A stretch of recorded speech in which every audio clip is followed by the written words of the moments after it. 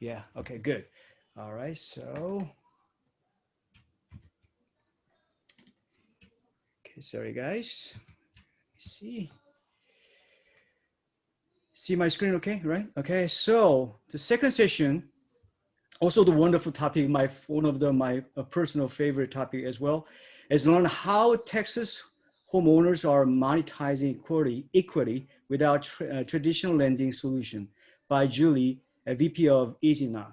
So Julie, please could you introduce yourself a little bit first and start your presentation whenever you're ready.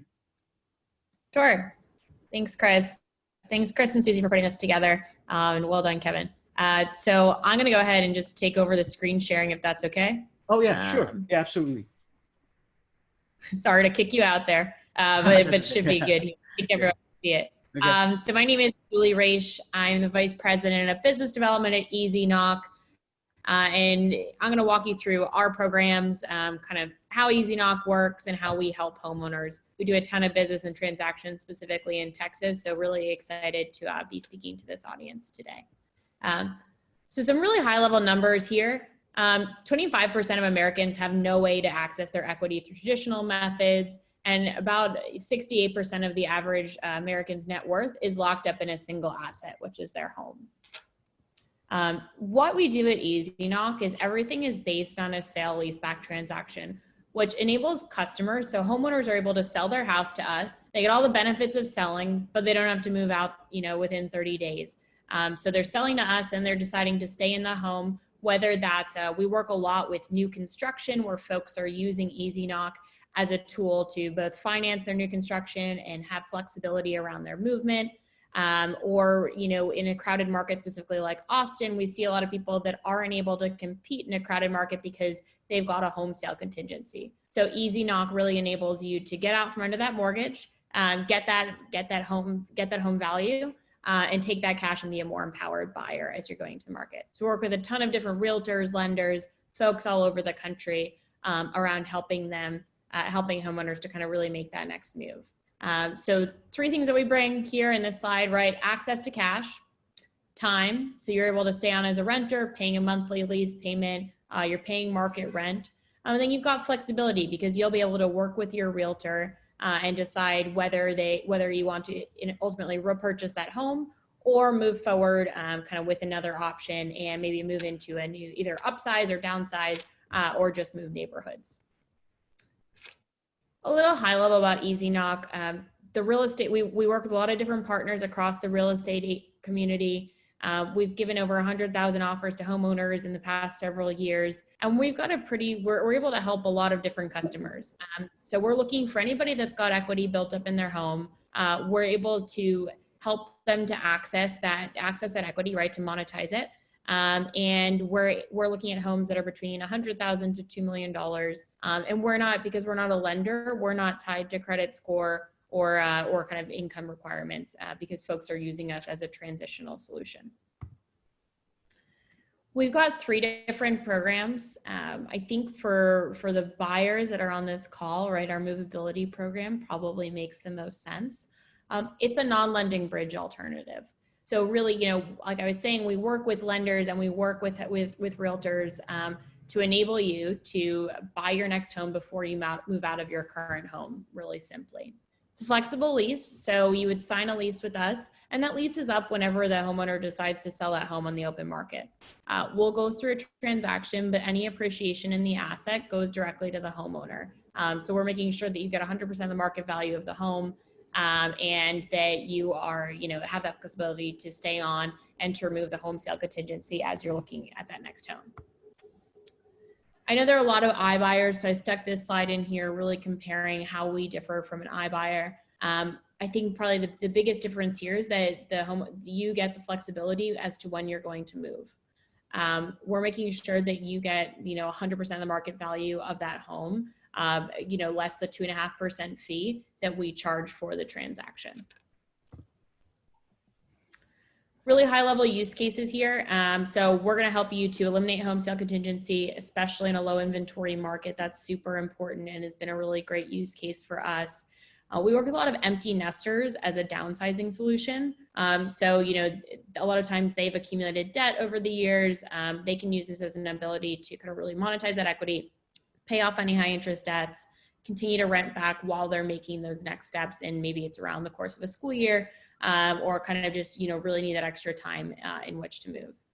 We work with a lot of clients that are fixing their home up to list or moving into a fixer-upper. All these renovations take funding, of course, and EasyKnock can be really helpful there.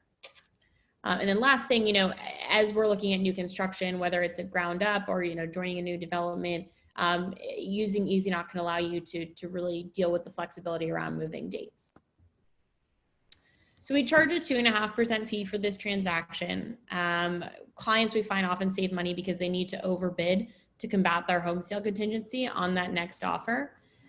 We also are looking at, clients then don't have to move twice. They don't have to put their things in storage, or they don't need to move into a temporary apartment with double or triple the market rent. So I'm going to walk through a really high level, how a transaction would work for a $300,000 home, and somebody that had a $100,000 mortgage balance. They would have $200,000 in available home equity based in kind of locked up in that home. We would fund up to 75% of that. So that's kind of day one cash, meaning that they've got a residual $75,000 for when the home sells in the open market. The cost of transaction is going to be this 2.5% of the purchase price. And then there's going to be a closing cost of 1%. That's just a straight pass through. And we're making sure that the client only pays closing costs on that first transaction.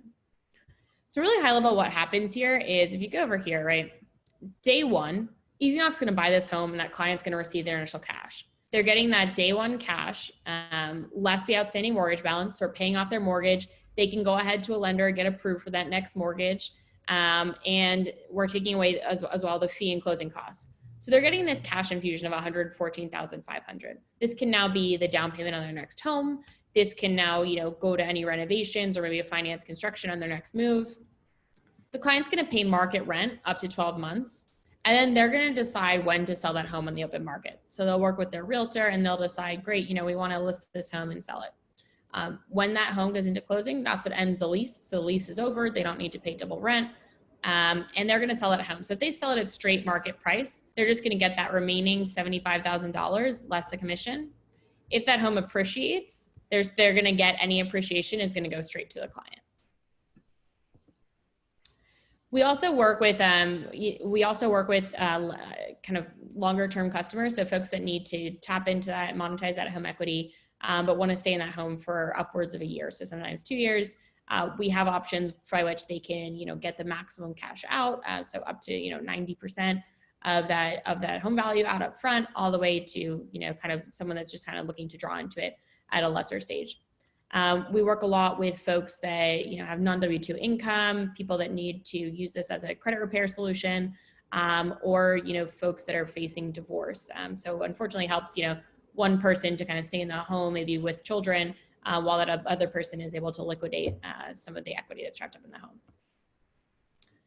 I won't bore you, kind of go through or go through another transaction, but sell and stay has very similar numbers, just that the client is going to have the ability to buy back that home at a later date. And then, so pretty straightforward. I can take any questions if there are questions in the chat or anything. Other than that, I think we made through that pretty quick. Thank you, Julie. That's a great topic. Let me reshare my screen. Okay, let me see. Okay. So once again, type your questions. We'll have a Q&A session at the end of all the speaker session, and any comments and feedback whatsoever that, for the Make a Better webinar. This is the third time a webinar by Austin, KREA, by the founder, Susie, and other crew members. So feel free, any feedback will be welcomed. All right, so moving to, so we're done here. So we have a final speaker, Romeo, that the topic will be the outcome of real estate in 2020 affected by COVID-19 and ABoR President. So Romeo, could you please introduce yourself a little bit and then start your presentation whenever you're ready. Sure, and actually, I'm going to have you go through the presentation. So I'll just motion to you to go ahead and go to the next screen like we did yesterday. If that's okay, Chris? Mm-hmm. Yeah. So Romeo Manzanilla, I'm the president of the Austin Board of Realtors. I'm also the broker in charge for Realty Austin, which is the largest in terms of production real estate firm here in Austin. This year we'll do roughly about $4 billion in sales here in Austin. But my information is definitely more related to the COVID effects on the Austin real estate market, though I will mention some things that are happening in the state as well. But yeah, 2020, we're going to go on to the next slide, Chris. 2020 is definitely a year that nobody expected for many reasons. I mean, going into the new year, most economists felt that 2020 was going to definitely be a much more productive year than even 2019 was. And 2019, by all measures, was definitely a very good year in terms of the economy, in terms of home sales, number of units, and just overall commercial expansion in the Austin area. In fact, Zillow named Austin the #1 real estate market in the entire nation. And there's a link there in my slide. And that was based on many factors, including the number of people that were relocated into Austin, as well as the economy, the unemployment rate, and just the housing market as well. So definitely everybody is very bullish on the Austin market. We expected interest rates to stay at historic lows, somewhere at 4% or under. And as Kevin presented, I mean, realistically, we're at 3%. And I know it has dipped into the 2s as well. So we are definitely seeing these very historically low rates for 30-year fixed loans. We also recognize that in 2019, and actually for the last couple of years, we've been in a seller's market. Typically, when it's a balanced market, you have about 6 months of inventory. But last year, we were somewhere in the 2.5 to 3 months of inventory. And as some of my slides will show, we're much lower than that right now. And with it being a seller's market and the lack of inventory, then affordability does come into play. So affordability is definitely a growing concern because there is just not enough land that is being developed due to several constraints by the city, also land acquisition costs. But overall in 2020, we expected it to be a good economic year with a lot of market activity. So next slide. So what we actually got was as projected, January and February from a real estate sales perspective exceeded expectations. And March was on pace to exceed expectations. And what we saw was when the shelter in place was put into effect due to the pandemic, everything just stopped. So the latter half of March, we saw the number of transactions plummet. We saw sellers pull their homes and their listings from the market. And a lot of it was just caused by fear of the pandemic. Obviously, this was something new and it was widespread, and it wasn't just an Austin pandemic or a Texas pandemic or US, it's a worldwide pandemic. So obviously the lasting effects of it were unknown. And also during that time, people weren't sure from an economic perspective what was going to happen. Where people are going to be furloughed, where you're going to lose your job, what was going to happen to the overall U.S. economy. So so that obviously had a huge impact on the housing market. The Austin Board of Realtors, through the Government Affairs Department and through advocacy efforts, worked with the city and state to have real estate deemed essential. So again, that's obviously people were in the midst of moving to Austin. In some situations, their closings were delayed 30, 60 days. In some situations, some people just decided to go ahead and pull back from the transaction altogether. But anyways, what we saw in April and May is we saw that closed transactions dropped nearly 50% from 1 year before. So nearly 50% from where they were in 2019 in April and May. And again, that was due to the sharp drop in the consumer demand and inventory. And then, as people started to get a bit more comfortable with the steps that the government was taking with the CDC restrictions And we saw that people weren't being furloughed in the numbers that they essentially thought were going to happen. We started to see June sales start to rebound. And in fact, the June 2020 sales were right in line with where June sales from 2019 were. So we started to see that, we started to overcome that sharp drop from the previous months. And a lot of that pent up consumer demand from March, April, May, what it did is it shifted the sales cycle. Typically in real estate, what we see is the late spring, summer months are the peak of sales. And with late spring being put on hold, we saw the entire sales cycle shift. And now what we're seeing is that here we are in November, we are still experiencing a very strong market, where typically by the tail end of the year, people have holidays on their mind and people start to focus on other things and not necessarily planning to move. But that's quite the opposite situation that we're in right now. We're actually seeing a strong continued increase in demand for housing. And a lot of that's fueled by a lot of the economic expansions that have been announced. Tesla obviously announced that they were moving or starting a production facility in the Del Valley area, as well as last year, a couple of years ago, we saw that Apple is actively working on increasing their campus footprint. And then we saw a lot of other businesses that are also expanding their footprint in the Austin area. And in fact, in the Williamson County area, Kalahari, which is a indoor water park resort, is due to open here, I think, 2 days. And again, we're quickly Round Rock facility is going to be the second largest employer in the area. So again, we're seeing a lot of commercial infrastructure and businesses moving into the area. So next slide. So when we look at the numbers, and these are as of the end of September 2020, we haven't finished tabulating the end of October numbers, but we saw that the median home price was up about 12%. And this is not just in the city of Austin. This is in the metropolitan statistical area, which encompasses Travis County, Williamson County, Hayes County, Bastrop, and so forth.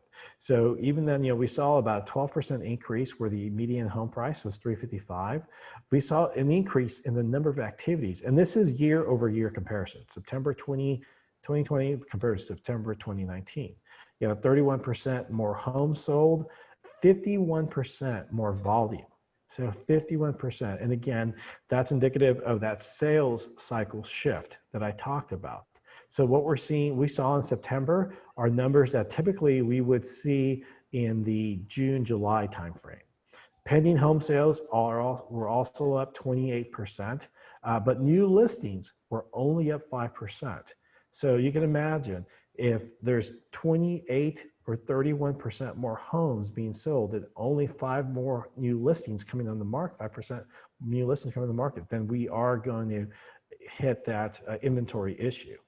And the active listings down 49%. So only 5% more listings come in the market than 1 year ago, but 49% less active listings. So this is all exacerbating the inventory issues that we're going to touch on.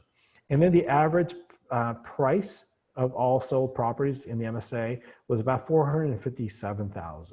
And I'll go into some of the specific areas that are driving up that average price and some of the areas that are experiencing the most amount of growth.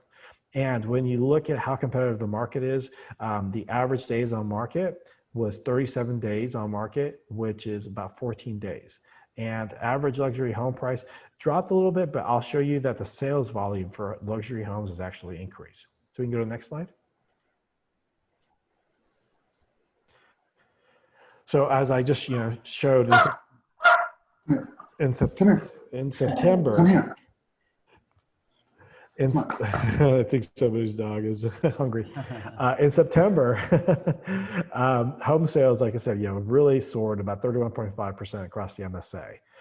And again, these are all points that I just went over. So realistically, we're seeing market activity unlike any other time. And again, a lot of that is because of the pent-up demand in that late spring. In our case, Okay, I'm not sure what happened there. We can go to the next slide. Yes, okay. Okay. Okay. So, where we are today, the housing market is a huge economic motivator. I mean, it's pumping billions of dollars into the region's economy. But, we're also, cognizant of the fact that, again, these inventory levels are a record low, and that affordability is becoming a very widespread issue. Typically what's happened is that people, if they couldn't afford to live in the city, they would move to the suburbs. And in our area, you can consider Cedar Park, Round Rock, Kyle, Buda, those are the suburbs. But even the Austin suburbs are experiencing this huge increase in demand. And a lot of the new home construction has historically been in the suburbs because of the land acquisition costs. But now those markets are all definitely showing the same gains and prices as the inventory decreases. And I know Kevin touched on new home construction. I'll say that even within new home construction, builders are now in the situation where when they have a home ready to go on market, whether it be an inventory home or an open slot to build a new home, in some situations, they're getting multiple offers for the ability for a buyer to buy a new home. So this is not to say that you can't buy a home if you are qualified, but you just have to recognize that it's a highly competitive market, and then sometimes leveraging programs just as EasyKnock, that will give you an advantage over a traditionally financed home in that situation. But again, it's not to say that there aren't homes to buy. There's just a lot less homes to buy right now. And when you look at the city of Austin itself, I mean, the city of Austin has a limited number of residential lots. And again, it's forcing those developers to move out. And one of the things that we'll really talk about here is a consumer shift in how people are buying homes. So we can go to the next slide. So this is just a quick side-by-side comparison of 2019 and 2020 at the end of September. And I'm not going to go through every single number here, but again, it shows you how everything has increased in terms of sold prices, number of units. What has decreased is the days on market has decreased because again, it's a much more competitive. But most importantly, this slide, if you look at the months in inventory, so again, I mentioned earlier, a balanced market is 6 months of inventory. Last year at the end of September, we're at 2.6 months. This year at the end of September, we're at 1.4 months. So nearly half the inventory that we had at the end of September last year. So again, that is pushing up the average sales price. It's also pushing the volume as well. So the volume, increased dramatically. And you may ask, well, how is it affecting the luxury market? We can go to the next slide. Chris, if we can go to the next slide. Yeah, next slide now. Can you see? Yes. Okay. Yes. Okay. So the luxury market. Last year in September we had 95 $1 million properties sold. It went up 106%. So in September of 2020, 196, homes sold. So 106% increase. So we're seeing, the average price per square foot increase. The number of pending sales has gone from 96 in September 2019 to 201, 130% increase. And I think the biggest, shock is that when you look at the inventory, the inventory issues are also affecting the luxury market, where last year in 2019, at the end of September, we had 8 months of inventory, which would have put it well into a buyer's market. This year in 2020, September, we're at 2.4 months, well into it being a seller's market. So less than 5.6 months of inventory. So it's a huge shift in the inventory count. And then the total sales volume more than doubled from 155 million in sales for luxury homes to 365 million. So again, all these numbers are just indicative of just how hot the Austin market is and how much of a growing concern inventory levels are. So next slide. And I mentioned earlier, what we're seeing is that we're seeing a trend of urban sprawl. So as one of the things that the pandemic really highlighted was that people were having to assess their home, not just for living in their home, but working from their home. And if they had children that were in school, teaching their children from home as well. So the big thing, thing that people came to realize is that they needed more space. They needed a dedicated office, or they needed multiple dedicated offices, because they were going to be spending a lot more time at home, or in situations where maybe they had a very small backyard or no backyard and they had small children. They wanted that green space. So what we started to see a trend of people moving out of the more dense area into the less dense, into the suburbs. In fact, this is a comparison of the different counties that are within our MSA, as well as just the city of Austin. So within the MSA, we saw in the end of September, almost 4,000 in closed sales, which represented a 31.5% increase over the previous year, and sales volume of nearly 1.8 billion, which is 51% increase over the previous year. But when you look at areas like Bastrop County, their year-over-year change on their closed sales went up almost 70%, and their sales dollar volume went up almost 100% and 96.6%. When we jump down to Hayes County saw a 50.3% increase in their year-over-year closed sales, and a 78% increase in their sales volume. So those two counties far and above exceeded any of the other numbers on this list. So when you ask where are people moving, well, they're moving into areas where the median home prices are a lot lower. In Bastrop, it's $270,000. And you look at Hayes, it's $310,000. So they're moving into areas that are a lot less expensive, and they're able to buy more home. Areas like Williamson County also showed definite increases at 29.4% year over year and 43.8% in sales volume. But when you look at the city of Austin proper, the city of Austin experienced some growth, but it's the lowest amount of growth of any of these areas on this list, with 20.7 year over year closed sales and 39.2 in sales volume.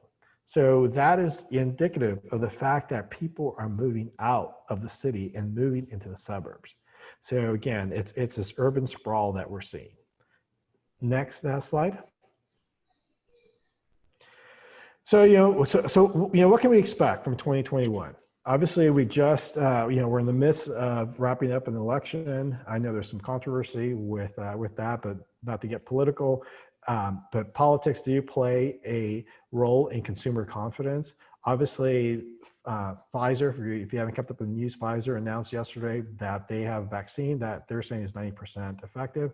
All these external factors affect consumer confidence to move forward and make big purchases. I think, looking at 2021, we're going to see this continued trend of urban sprawl because people are realizing that they can get more house for their money.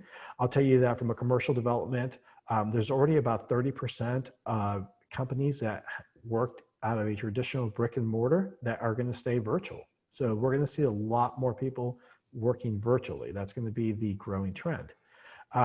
Inventory levels are going to continue to fall. Right now, we're at about 117% absorption rate. So that means that we're absorbing 117% of the inventory that we have available. And we're going to continue to see that number of months of inventory continue to decrease. Right now, we're at 1.4 months across the MSA, but I will tell you that in certain areas, we're at 0.4 months of inventory. We're at 0.5 months of inventory. So there's definitely areas that as soon as a property comes on the market, within 3 days is under contract. And I've heard of situations where a property comes on the market and there's 30 offers on that property. So again, this is a time where if you are in the market to buy, you have to work with a full-time realtor who knows the market and is providing you the guidance so that your offer can be competitive and realistic. Great. Mid-October. Okay, so yeah. Okay, go ahead. Okay, so yeah. So Austin's economy will continue to bounce back more than most cities because we're much more recession-proof than a lot of cities. When you look at even cities within Texas, like Houston, has an energy-based economy based on gas and oil. So they obviously have suffered from an economic perspective because of the fact that oil prices are so low. Austin is a tech-based economy, and in fact, about 70% of the jobs that were lost because of COVID have been regained.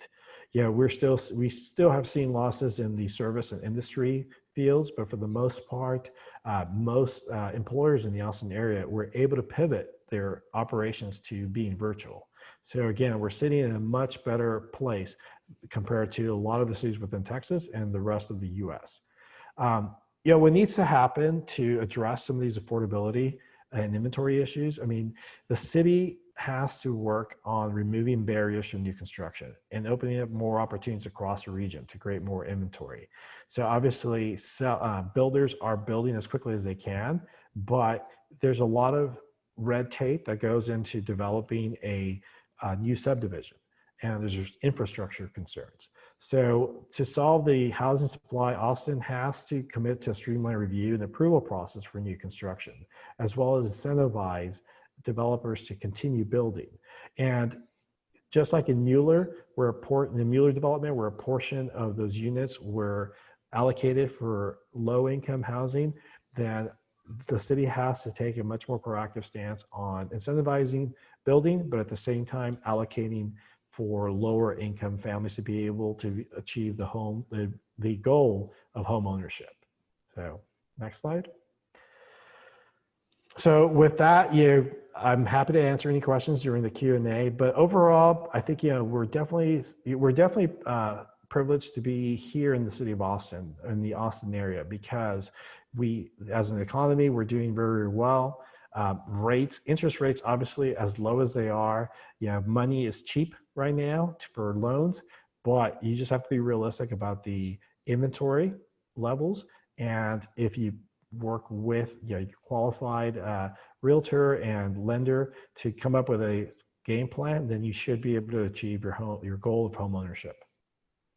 Thank you, Romeo. Thank you for a wonderful presentation. And thank you all the speakers once again for your valuable time, for all the community members, all the attendees. So Susie, just if you see any of the we have a couple of questions here, Romeo, to you. Mm-hmm. As the pandemic pulls back and the vaccine proves effective, do you believe more people will list to sell and help keep affordability in check? I think so. There's still a lot of people, there's two factors in people not putting their home on the market right now. One of them is health concerns, because obviously when you put your home on the market and if you're occupying that home, then you're having people that are coming through the home. And obviously that from a health perspective, that could be a little bit dicey. But I think if there's a vaccine, that would help some of those sellers get off the fence about listing it from a health perspective. The other thing that's keeping some sellers from putting their home on the market is just this very highly competitive market that we're in. So it's great. You can sell your house for above probably what you list for, but it's finding that next home. So you have to be very strategic about how you're able to bridge that goal of moving into the new house. And again, whether you're using conventional financing or something like EasyKnock, then you have to be very strategic about being able to commit to the financial aspect of it, as well as finding something that suits your needs. I see. Second question, Romeo, the Bastrop County has a huge volume change. Would you know what has caused? I know city of Austin people trying to get out urban lifestyle, but is there any other reason that Bastrop has huge change? What we've seen is, aside from this urban sprawl, what we've seen is farm and ranch has actually experienced probably the largest growth. So a lot of people not only are saying, I want to get out of the city, but I want to have some space. I want to have some acreage. So we're seeing areas like Liberty Hill experience a great amount of growth. And when you go to Bastrop, acreage there compared to other areas is still pretty affordable. So that's part of what has caused that spike in Bastrop County, is that people are saying, I'm willing to drive 45 minutes away because I don't have to drive into town because I'm going to be working from home anyways, and I want to have some acreage. I see. Last question, unless someone has, this is to all speakers. Whomever becomes president, I know it's very political, whomever becomes president, do you think that they will affect in our real estate industry? Romeo, you first. Sure, I would say absolutely, absolutely, because there's a lot of things that are mandated by the Fed. I mean, for one thing, even just without making the decision, then consumer confidence and the nation's leadership has a lot to do with how people make big decisions. But I think obviously with any administration, so long as they're taking the guidance of the experts within the field, then I think they can make decisions that best serve our entire country. How about Julie? Yeah, I pretty much agree with that. I think that, there's got to be a floor at some point. So I think we will see changes kind of over the coming year or two. But I think that where we're really thinking about the business is the forbearance relief that's going to probably come to a head over the next, 6 months or so. Kevin, are you here? Yes, I agree. Kevin, you agree? Absolutely. Okay. One more question to Kevin. Kevin, do you think next year, because of forbearance, a lot of people are not paying mortgage payments at the moment, but they eventually have to pay the mortgage payments starting next year? Do you think that will affect to create foreclosure? There was a lot of speculation on that would happen, but I don't believe it will. And here's why. I think that lenders are going to be under a lot of pressure from the government to work with clients to work things out. One. Two, because of the equity build they've seen with values continuing to go up, if they need to get out, they'll be able to sell their house.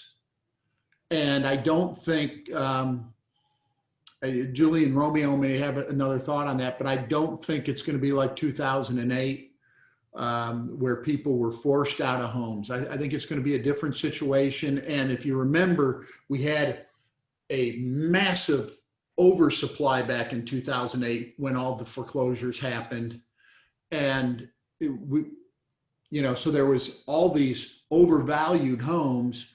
Unless there is a huge decline in values, which it doesn't seem that there's anything on the horizon, I just don't see it happen.